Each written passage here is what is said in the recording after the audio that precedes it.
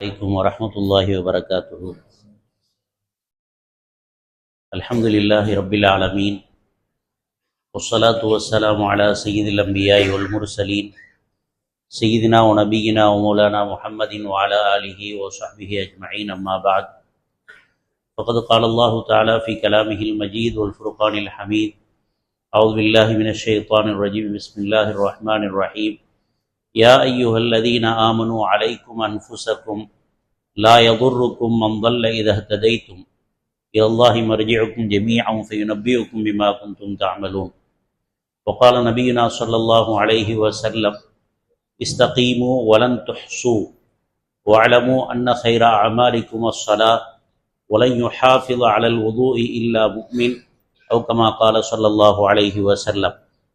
اللهم صل على سيدنا ونبينا ومولانا محمد وعلى آل سيدنا ونبينا ومولانا محمد كما صليت على إبراهيم وعلى آل إبراهيم إنك حميد مجيد. اللهم بارك على سيدنا محمد وعلى آل سيدنا محمد كما باركت على إبراهيم وعلى آل إبراهيم إنك حميد مجيد. எல்லாம் வல்ல அல்லாஹ்வின் நல்லடியார்களே, அருமையான இஸ்லாமிய சகோதரர்களே, நாம் வாழக்கூடிய இந்த காலம் மிக எச்சரிக்கையோடு, மிகவும் மார்க்க உணர்வோடு நம்முடைய வாழ்க்கையை எடுத்து செல்லக்கூடிய ஒரு காலமாக இருக்கிறது. காரணம் என்னவென்று சொன்னால், நம்முடைய சூழல்கள் அது அரசியல் ரீதியாக இருந்தாலும் சரி, அல்லது பொருளாதார அடிப்படையில் இருந்தாலும் சரி, கலாச்சார அடிப்படையில் இருந்தாலும் சரி, இஸ்லாத்திற்கு எதிரான, மார்க்கத்துக்கு எதிரான எல்லா விதமான சக்திகளும் அது மிக வேகமாக, வீரியமாக நடைபோட்டு கொண்டிருக்கக்கூடிய அந்த காலத்திலே மார்க்கத்தை சுமந்து கொண்டு மார்க்கத்தை, நம்முடைய வாழ்க்கையை பாதுகாப்பது அது மிகப்பெரிய மிக முக்கியமான ஒரு விஷயமாக இருக்கிறது. அப்படிப்பட்ட காலத்திலே நாம் வாழ்ந்து கொண்டிருக்கிறோம். பொதுவாக மனிதர்களிடத்தில் ஒரு வழமை இருக்கிறது, காலச்சூழலுக்கு தோதுவாக நம்மை மாற்றிக்கொள்வது அப்படிங்கிற பேச்சு இருக்கிறது. சாதாரணமாக நாம் பார்க்குறோம், இந்த காலத்தில் நாம் இப்படியெல்லாம் இருக்க முடியுமா? மார்க்கத்தை பேணுதலாக நாம் பேணி நடக்க முடியுமா? வியாபாரம், இந்த தவறுகள் செய்யாமல் நாம் இந்த வியாபாரத்தை செய்ய முடியுமா? இபாதத்தில் இப்படியெல்லாம் நாம் பேணுதலாக இருக்க முடியுமா? குடும்ப வாழ்க்கையில் இந்த மாதிரி எல்லாம் நான் செய்ய முடியுமா? ஏனென்றால் இப்போ காலம் கெட்டு போயிருக்கிறது, அதனால் என்னால் பரிபூர்ணமான முறையில் மார்க்கத்தில் ஈடுபடுவது சாத்தியமில்லை அப்படிங்கிற மாதிரி நிறைய பேர் பேசிக்கொண்டிருப்பதை பார்க்கிறோம். ஒரு விஷயத்தை விளங்கி கொள்ள வேண்டும், நம்முடைய வாழ்க்கையை மாற்றுவது வெறும் சூழல் மாத்திரம் அல்ல. மாஹவுல் என்று சொல்லப்படக்கூடிய சூழல் மட்டும் நம்மை மாற்றிவிடப் போவதில்லை. மாறாக நம்முடைய உள்ளத்தினுடைய விருப்பங்கள் தான், உள்ளத்தினுடைய அந்த சபலங்கள் தான் நம்மை மாற்றிவிடக்கூடியதாக இருக்கிறது. ஒரே சூழலில் வாழ்ந்த இரண்டு பேர், ஒருத்தர் அல்லாஹ்வுடைய இறை நேசராக மாறுகிறார், இன்னொருத்தர் அல்லாஹுக்கு மாற்றம் செய்தவராக மாறுகிறார். ஆதம் அலைஹிஸ்ஸலாம் அவர்களுடைய இரண்டு மகன்கள், ஒருத்தர் ஹாபீல், இன்னொருத்தர் காபீல். ரெண்டு பேரும் ஒரே சூழலில் தான் வளர்ந்தார்கள். ஆனால் ஒருவர் கெட்டு போய்விட்டார், காபீல் கெட்டு போய்விட்டார். ஆனால் ஹாபீல் அல்லாஹ்வுடைய நல்லடியாராக மாறிவிட்டார். இப்போ சூழல் என்பது மனிதனை மாற்றுவதற்குரிய ஒரு காரணமாக இருந்தாலும் கூட, ஆனால் அதுவே உண்மையான காரணம் என்று நாம் யாரும் விளங்கிவிடக்கூடாது. நம்முடைய நாட்டினுடைய நிலைமை இப்படி இருக்கிறது, அதனால் நம்முடைய மார்க்கத்தை சரியான முறையில் நாம் பின்பற்ற முடியாது என்று யாரும் விளங்கிவிடக்கூடாது. உதாரணமாக எடுத்துக்கொண்டால், ஹஸரத் மூசா அலைஹிஸ்ஸலாம் அவர்கள் வாழ்ந்த சூழல் எப்படிப்பட்ட வாழ்ந்த சூழல், அவர்கள் வளர்ந்தது எங்கே நமக்கெல்லாம் தெரியும். ஃபிரௌன் எப்படிப்பட்ட ஒரு சர்வாதிகாரன், எப்படிப்பட்ட பயங்கரமான காஃபிராக இருந்தான் நமக்கெல்லாம் தெரியும். ஆனால் அந்த சூழலில் வாழ்ந்த மூசா அலைஹிஸ்ஸலாம் அவர்களை அந்த ஃபிரௌன் மாற்றிவிட முடியவில்லை. அவர்களுடைய வாழ்க்கையில் எந்த மாற்றமும் ஏற்பட்டு விடவில்லை. நான் ஃபிரௌனுடைய மாளிகையில் வாழ்கிறேன், எனவே எனக்கு இப்படித்தான் வாழ முடியும் என்று அவர்கள் நினைக்கவில்லை. அவர்கள் தங்களுடைய ஈமானை ஒரு நேரத்திலும் அவர்கள் விட்டு கொடுக்கவில்லை. ஆனால் இதற்கு நேர் மாற்றமாக இன்னொரு மூசா இருந்தான். அவனுக்கு பெயர் குர்ஆன் சாமிரி என்று சொல்லி காட்டுகிறது. அவன்தான் காளை கன்றை அந்த பனி இஸ்ரவேலர்களுக்கு கடவுளாக அறிமுகப்படுத்தி அவர்களை வழிகெடுத்தவன். அவன் எந்த சூழலில் வாழ்ந்தான்? ஜிப்ரைல் அலைஹிஸ்ஸலாம் அவர்களுடைய வளர்ப்பிலே அவன் வாழ்ந்தான். அறிவிப்பிலே நாம் பார்க்கிறோம், மூசா அலைஹிஸ்ஸலாம் அவர்களை பாதுகாப்பதற்காக அவர்களுடைய தாயார் மூசா அலைஹிஸ்ஸலாம் அவர்களை கடலிலே போட்டதை போன்று இந்த சாமிரி என்ற மூசா, அவருடைய பெயரும் மூசா தான், அவனுடைய தாயார் அவனை பாதுகாப்பதற்காக ஒரு மலை பொதும்பிலே வைத்து விடுகிறார். அந்த பிள்ளையை வளர்த்தது ஜிப்ரீல் அலைஹிஸ்ஸலாம் அவர்கள் மூலமாக அல்லாஹ் வளர்க்க வைக்கிறான். ஆனால் அவனுடைய சூழல், அந்த சூழலை கொண்டு அவனுக்கு எந்த மாற்றமும் ஏற்படவில்லை. கடைசியில் காஃபிராக மாறினான். அதனால தான் ஒரு கவிதையில சொல்லுவாங்க, ஃபமூசல்லதி ரப்பாஹு ஃபிரௌனு முர்சலு வமூசல்லதி ரப்பாஹு ஜிப்ரீலு காஃபிரு. ஃபிரௌன் வளர்த்த மூசா ஒரு உயர்ந்த தூதராக ஆகிவிட்டார். ஆனால் ஜிப்ரீல் வளர்த்த மூசா அவன் இறை நிராகரிப்பானதாக மாறிவிட்டான். எனவே நம்முடைய வாழ்க்கையிலே சூழல் என்பது ஒரு காரணமாக இருந்தாலும் கூட, எப்படிப்பட்ட சூழலாக இருந்தாலும் நம்மை பாதுகாத்து கொள்வது நம்முடைய கடமையாக இருக்கிறது. நம்முடைய மார்க்கத்தை பாதுகாத்துக் கொள்வது.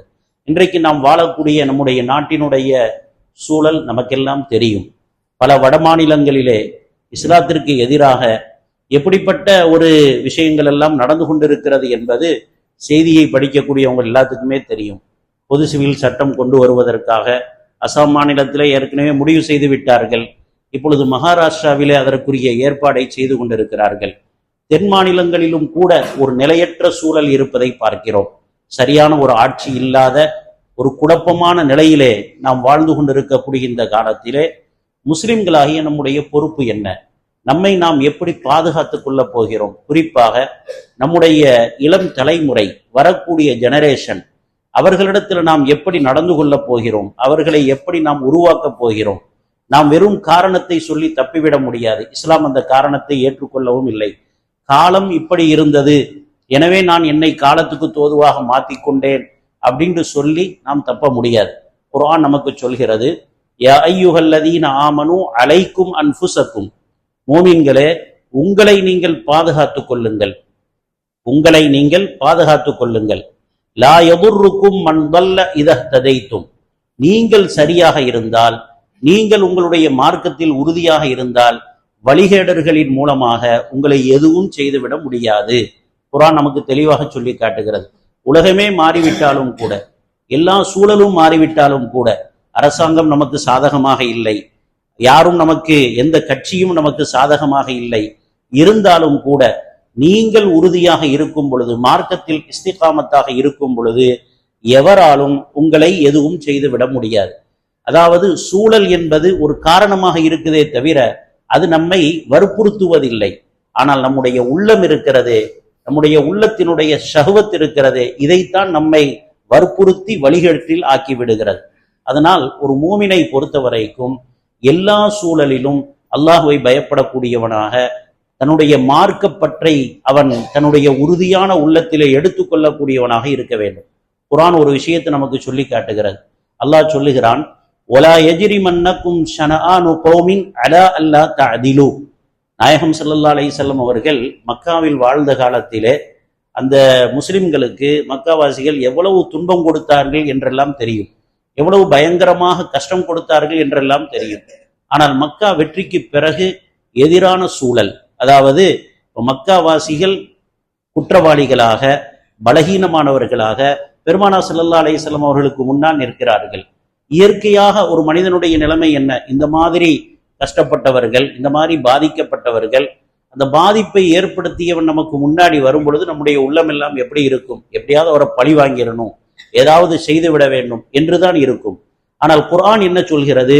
ஒலா யஜ்ரிமன்னக்கும் ஷனஆனு கௌமின் அலா அல்லா தஅதிலு. அந்த சூழலில் நீங்கள் இருந்தாலும் கூட நீங்கள் நீதத்தை கைவிடுவதை போன்று நீங்கள் ஆகிவிடாதீர்கள். அவர்கள் மீது கோபம் இருக்கலாம், அவர்கள் மீது உங்களுக்கு மனரீதியாக பயங்கரமான தாக்கங்கள் இருக்கலாம், ஆனால் அது உங்களை அநீதம் செலுத்துவதற்கு தூண்டிவிட வேண்டாம். அந்த நேரத்திலும் கூட நீங்கள் நீதத்தை கைவிட்டு விடாதீர்கள் என்று அல்லாஹு தஆலா நமக்கு சொல்லி காட்டுகிறான்.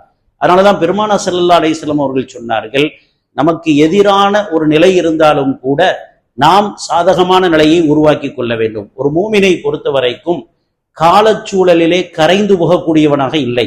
காலம் இப்படி இருக்குது, எல்லாரும் இப்படி வாழ்ந்துகிட்டு இருக்கிறாங்க, அதனால நான் அதை மாதிரி வாழ்கிறேன் என்று யாரும் சொல்லி விடுபவன் ஒரு முஃமினா, உண்மையான முஃமினாக இருக்க முடியாது.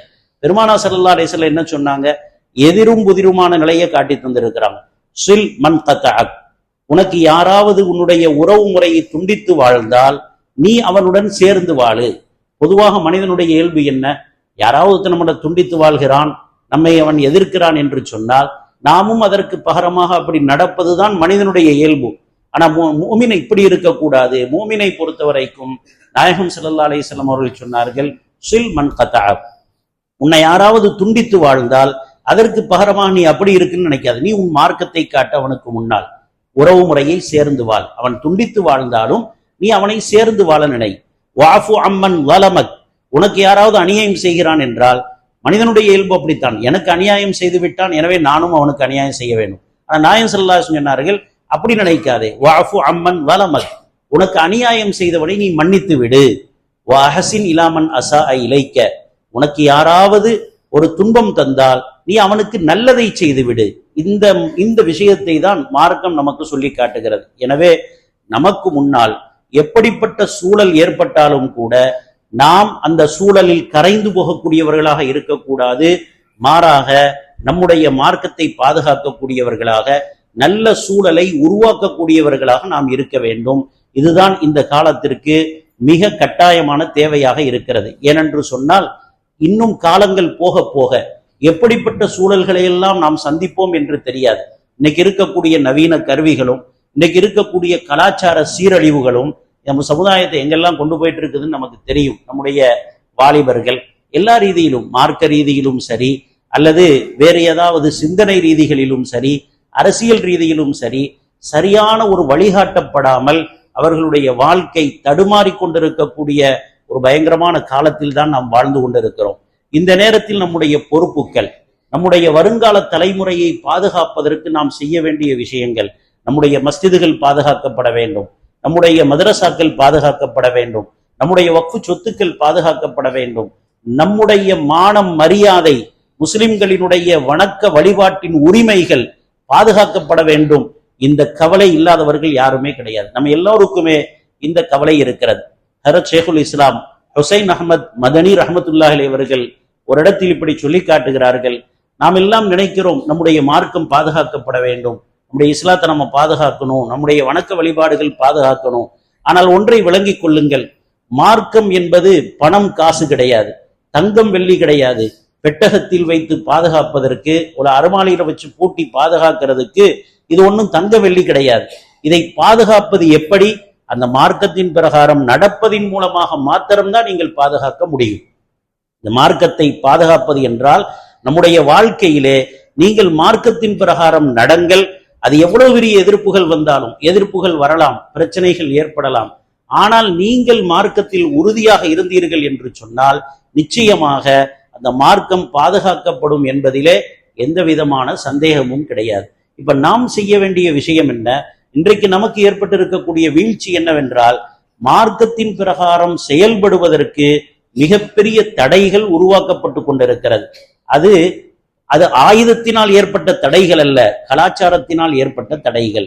இன்றைக்கு இருக்கக்கூடிய அந்த நவீன கருவிகள், இன்றைக்கு இருக்கக்கூடிய அந்த கலாச்சார சீரழிவுகள் நம்மை மார்க்கத்தை விட்டு மிக தூரமாக்கி கொண்டிருக்கிறது. அப்ப இதற்கு எதிராக போராடுவது என்பது நம்முடைய வாழ்க்கையிலே முழுமையான முறையிலே மார்க்கத்தை கொண்டு வருவதற்கு நாம் முயற்சிக்க வேண்டும். ஒவ்வொருவரும் தனிப்பட்ட முறையிலே என்னிடத்தில் எப்படி இந்த தீனுடைய வாழ்க்கை இருக்கிறது, நான் என் வழக்க வழிபாடுகளில் இஸ்திகாமத்தாக இருக்கிறேனா, நிலையாக இருக்கிறேனா, என் குடும்பம் எப்படி இருக்கிறது, என் பிள்ளைகள் எப்படி இருக்கிறார்கள், என் பிள்ளைகள் அது காலேஜுக்கு போகட்டும், கல்லூரிகளுக்கு போகக்கூடிய, பள்ளிகளுக்கு போகக்கூடிய, எப்படிப்பட்ட ஒரு சூழலிலும் இருக்கட்டும், எந்த சூழலில் இருந்தாலும் அவர்கள் தங்களுடைய இஸ்லாம் என்ற அந்த அடையாளத்தை மறக்காமல் இருக்கிறார்களா, தான் ஒரு முஸ்லிம் என்ற உணர்வுடன் என் பிள்ளைகள் வளர்கிறார்களா, இதை கவனிப்பது ஒவ்வொரு பெற்றோருடைய கடமையாக இருக்கிறது. நாயகம் ஸல்லல்லாஹு அலைஹி வஸல்லம் அவர்களுக்கு அல்லாஹு தஆலா ஒரு ஆயத்தை சொல்லி கொடுத்தான், ஃபஸ்தகிம் கமா உமிர்த, ஏவப்பட்ட விஷயத்தில் நீங்கள் உறுதியாக இருங்கள். இஸ்திகாமத்தை அல்லாஹ் சொல்லி காட்டுகிறான். பெருமானா ஸல்லல்லாஹு அலைஹி வஸல்லம் சொன்னாங்க, ஷய்யபத்னி ஹூதுன் வ அஹவாத்துஹா, ஹூத் இது போன்ற சூறாக்கள் என்னுடைய தலைமுடியை நரைக்க செய்து விட்டது. அதற்கு விளக்கம் சொல்கிறார்கள், ஹூத் என்ற சூறாவில் தான் அல்லாஹ் இந்த வாசகத்தை சொல்லி காட்டுகிறான், ஃபஸ்தகிம் கமா உமிர்த, உங்களுக்கு என்ன ஏவப்பட்டதோ அதுல நீங்கள் நிலையாக இருங்கள், இஸ்திகாமத்தாக இருங்கள். இப்ப இஸ்திகாமத் என்பது மார்க்கத்தில் உறுதியாக நிலைத்திருப்பது என்பது அது மிகப்பெரிய விஷயம். அந்த மிகப்பெரிய பாரமான விஷயம்தான் என் தலைமுடியை நரைக்க செய்து விட்டது என்று நாயகம் ஸல்லல்லாஹு அலைஹி வஸல்லம் அவங்க சொல்லி இருக்கிறாங்க. இப்ப நமக்கு தேவை அதுதான், இஸ்திகாமத்து தான். நம்முடைய மார்க்கத்தில் நாம் உறுதியாக இருக்க வேண்டும். காலங்கள் மாறலாம், ஆட்சிகள் மாறலாம், காட்சிகள் மாறலாம், யாரும் ஆட்சிக்கு வரலாம், பல சட்டங்கள் எப்படியும் அவர்கள் நிறைவேற்றலாம். ஆனால் இதையெல்லாம் பார்த்து நாம் மிரண்டு, அதை பார்த்து நாம் பயந்து நம்முடைய மார்க்கத்திலே தோய்வு ஏற்பட்டு விடக்கூடாது. நம்முடைய வணக்க வழிபாடுகளிலே தோய்வு ஏற்பட்டு விடக்கூடாது. நம்முடைய தாவாவிலே மக்களுக்கு நாம் எடுத்து சொல்லக்கூடிய அந்த விஷயங்களிலே தோய்வு ஏற்பட்டு விடக்கூடாது. இன்னும் வீரியமாக நம்முடைய பிள்ளைகளை மார்க்கத்தின் பக்கம் நாம் ஈடுபடுத்த வேண்டும். நம்மை நாம் மார்க்கத்தோடு இணைக்க வேண்டும். நாயகம் ஸல்லல்லாஹு அலைஹி வஸல்லம் அவர்கள் இதைத்தான் இப்படி சொன்னாங்க, இஸ்தகீமு, நீங்கள் எல்லா மார்க்கத்தினுடைய காரியங்களிலும் உறுதியாக நிலைத்திருங்கள். ஆனா ஒலன் துஹ்சு, அது உங்களால் முடியாது. காலச்சூழல் உங்களை மாற்றலாம், உங்களுக்கு பல கஷ்டங்களை தரலாம். இருந்தாலும் கூட நீங்கள் இஸ்திகாமத்தாக இருங்கள். அப்ப ஒலன் துஹ்சு என்று ஏன் சொன்னார்கள்? பிரச்சனைகள் வரலாம், உங்களுடைய மார்க்கத்துக்கு எதிரான நிலைகள் உங்களுக்கு ஏற்படலாம். ஆனால் ஏற்பட்டு விட்டாலும் கூட நீங்கள் இந்த காரியத்தை கைவிட்டு விடாதீர்கள். அதற்கு பிறகு சொன்னார்கள், வஅலமு அன்ன கைர அமாலிக்கும் அஸ்ஸலா, விளங்கிக் கொள்ளுங்கள் உங்களுடைய அமல்களில் சிறந்த அமல் தொழுகையாக இருக்கிறது. இந்த வார்த்தைக்கு பிறகு அந்த வார்த்தையை எதற்கு சொன்னார்கள் என்றால், நீங்கள் வாழ்க்கையில் மார்க்கத்தில் இஸ்திகாமத்தாக இருக்க வேண்டும் என்றால் தொழுகையில் மிக உறுதியாக இருந்து கொள்ளுங்கள். தொழுகையை நீங்களும் உங்களுடைய குடும்பத்தாரும் தொழுகையினுடைய விஷயத்திலே மிக உறுதியாக இருந்து கொள்ளுங்கள் என்று நபி ஸல்லல்லாஹு அலைஹி வஸல்லம் சொல்லி இருக்கிறான். அல்லாஹ் அதைத்தான் சொல்லி காட்டுகிறான், வஅமுர் அஹ்லக பிஸ்ஸலாத்தி வஸ்தபிர் அலைஹா லா நஸ்அலுக ரிஸ்கன் நஹ்னு நர்சுகுக். உங்களுடைய தொழுகையில் நீங்களும் உறுதியாக இருங்கள். அதில் மிக உறுதியாக இருப்பதுடன் அந்த உங்களுடைய குடும்பத்தாரையும் தொழுகையை கொண்டு நீங்கள் ஏவுங்கள். உங்களுடைய பிள்ளைகள், நீங்கள் வளர்க்கக்கூடிய, உங்களுடைய வீட்டிலே வளரக்கூடிய அந்த பிள்ளைகள், அவர்கள் வரக்கூடிய ஜெனரேஷன், வரக்கூடிய இளம் தலைமுறை சரியாக பாதுகாக்கப்பட வேண்டும் என்றால் அவர்களை படைத்த ரப்போடு இணைத்து விட்டு விடுங்கள், படைத்த ரப்போடு சேர்த்து விட்டு விடுங்கள். நீங்கள் அதை செய்தீர்கள் என்று சொன்னால் அந்த பிள்ளைகளை யாரும் வழிகெடுக்க முடியாது. அந்த பிள்ளைகள் பிற்காலத்திலே தலை சிறந்தவர்களாக ஆகிவிடுவார்கள். மார்க்கத்தில் நிலையாக இருப்பதற்கு நீங்கள் செய்ய வேண்டியது தொழுகையில் பேணுதலாக இருந்து கொள்ளுங்கள். அதுக்கு அடுத்து சொன்னார்கள், வலன் யுஹாஃபிது அலல் வுதுஇ இல்லா முஃமின், தொழுகையில் பேணுதலாக இருப்பவன் என்றால் எல்லா நேரத்திலும் ஒதுவோடு இருக்க வேண்டும். எந்த நேரத்திலும் தொழுகைக்கு தயாராக நீங்கள் இருந்து கொள்ளுங்கள். அதற்குத்தான் சொன்னாங்க, ஒதுவை யார் பேணுதலாக செய்து கொண்டிருக்கிறாரோ அவர் முஃமினாகத்தான் இருப்பார். அறிஞர்கள் நமக்கு சொல்லுவாங்க, எல்லா நேரத்திலும் ஒதுவோடு இருப்பதற்கு நீங்கள் பழகி கொள்ளுங்கள். ஒதுவோடு இருக்கிறதுல என்ன சிறப்பு இருக்குது? இந்த ஹதீஸில் ஒரு சுப செய்தி இருக்கிறது. யார் தன்னுடைய வாழ்க்கையில் தொடர்ச்சியாக ஒதுவோடையே எல்லா நேரத்திலும் இருப்பாரோ, தொழுகையினுடைய நேரமா இருக்கட்டும், மற்ற நேரமாக இருக்கட்டும், யார் ஒதுவோடு இருப்பாரோ அவர் தன்னுடைய இறுதி முடிவு ஈமானிலே முடியும் என்பதற்கு அங்கே சுப செய்தியையும் பெருமானா ஸல்லல்லாஹு அலைஹி வஸல்லம் அவர்கள் நமக்கு சொல்லி தந்திருக்கிறார்கள். எனவே இந்த காலத்திலே நாம் வாழக்கூடிய இந்த காலம் நாம் பயந்து விட வேண்டிய விஷயம் அல்ல, நாம் மிரண்டு போக வேண்டிய அவசியமும் கிடையாது. சூழ்நிலைகள் மாறிக்கொண்டே இருக்கிறது. எதிரிகள் நம்முடைய கண்ணிற்கு முன்னேறிக்கொண்டே இருப்பதை போன்றுதான் தெரிந்து கொண்டிருக்கிறது. ஆனாலும் கூட அல்லாஹ் இந்த மார்க்கத்தை கைவிட மாட்டான், இந்த மார்க்கத்தை உடையவர்களையும் கைவிட மாட்டான். நாம் இந்த மார்க்கத்திலே பரிபூரணமான முறையிலே, உறுதியான முறையிலே நாம் இருந்தோம் என்று சொன்னால் நிச்சயமாக இந்த உலகத்தினுடைய எவ்வளவு பெரிய சக்திகள் வந்தாலும் கூட நம்மை இந்த மார்க்கத்தை விட்டும் அவர்கள் தூரமாக்கி விட முடியாது என்ற உறுதி இருக்க வேண்டும். நாம் செய்ய வேண்டிய விஷயம் என்னவென்று சொன்னால், நம்முடைய எல்லா விஷயங்களிலும் இபாதத்துகளில் பேணுதலாக இருப்பதுடன் கொடுக்கல் வாங்கலில் நாம் ஈடுபடுகிறோம், முஆமலாத்துகளிலே ஈடுபடுகிறோம்.